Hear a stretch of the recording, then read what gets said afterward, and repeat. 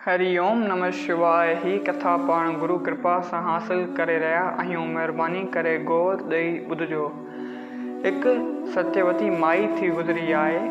हूअ नंढपण में हुनजी शादी थी ऐं जल्द बालकपाणे में ई विधवा थी वई।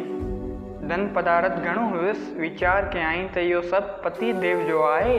उन करे हुनजी निमित हिकु सुंदर मंदिर ठारायई जिते हमेशह लंगर चालू रहंदो हुओ ऐं सत्संग बि थींदो हुओ। घणा ई संत महात्माऊं बि ईंदा हुआ। जीअं तला तां कांव या ॿिया पखी पशु पाणी पीअनि था त कॾहिं हंस बि ईंदा आहिनि, तीअं उन मंदर में हिकु दफ़े हिकु पूरन महात्मा आयो। उन वटि ठाकुर जी हिकु महासुंदर मूर्ति हुई जा हर वक़्तु हू पंहिंजे भरिसां रखंदो हुओ ऐं सुम्हण वक़्तु बि पंहिंजे खट ते रखंदो हुओ त भॻवान बि आराम करे। माई उन मूर्तीअ खे ॾिठो त हुनजो उन में प्रेम थी वियो। चयाईं त हीअ मिलियमि त हिन जी शेवा टल कयां। पुत्र बि कोन अथमि, औलाद मूंखे कोन आहे ऐं हूअं त हुन ठाकुर जो ही नालो बाल मुकुंद रखी खेसि पुत्र वांगुरु पालियाईं। माई महात्मा खे इहा मूर्ति घुरी पर हिन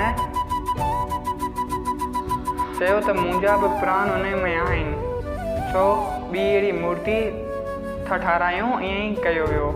सभु मूर्तियूं पुतला कागज़ या पत्थर वग़ैरह जा थियनि था, पर जॾहिं उन में वेद मंत्र मूजिबि प्रतिष्ठा करे प्राण विझाजनि था तॾहिं उहा ठाकुर जूं मूर्तियूं थियूं लेखजनि ऐं पूजा करण योग्य थियनि थियूं। दुकाननि ते मूर्तियूं या पुतला रखिया आहिनि त उन खे केरु नथो मथो टेके। महात्मा उन माईअ जी मूर्ति जो बि सभु कमु पंहिंजे सिर कयो ऐं पोइ इहा मूर्ति माईअ खे ॾिनी त हाण वठि पंहिंजो बालक बाल मुकुंद भॻवान। माई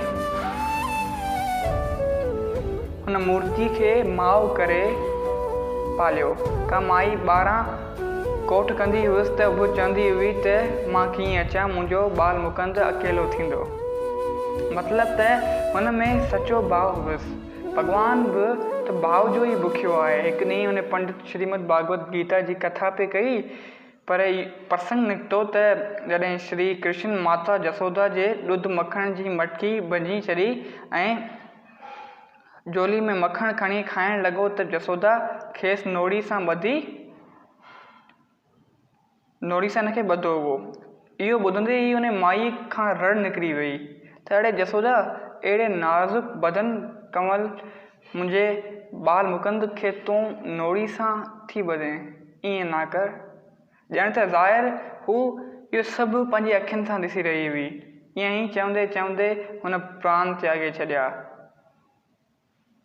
अहिड़ो अथाह सचो भाव हिन जे हृदय में हुओ। मूर्ति त पूजा में बि जिन जो सचो प्रेम आहे उहे उन में ईश्वर जो ई दर्शन कनि था ऐं संदसि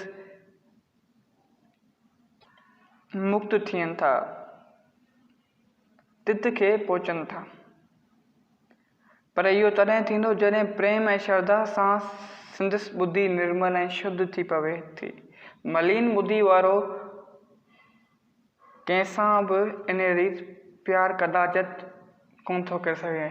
उनखे कॾहिं भॻवान सां प्यारु थींदो ई कोन जेसि ताईं हू पंहिंजी ॿुधीअ खे मलिन खां साफ़ सुंदर कोन कंदो। तो जय सिया राम। अगरि ही सुहिणी कथा, ही सुहिणो किसो तव्हांखे वणियो त हिन कथा खे पंहिंजनि सां गॾु शेयर कयो। जेतिरो थी सघे उन मां लाभ पुरायो। असांजे यूट्यूब चैनल ते वञो, उते कथाऊं ॿुधो। असांजे यूट्यूब चैनल आत्म ज्ञान खे वञी सब्सक्राइब कयो, जंहिंजी लिंक तव्हांखे डिस्क्रिप्शन में मिलंदी कथा जे।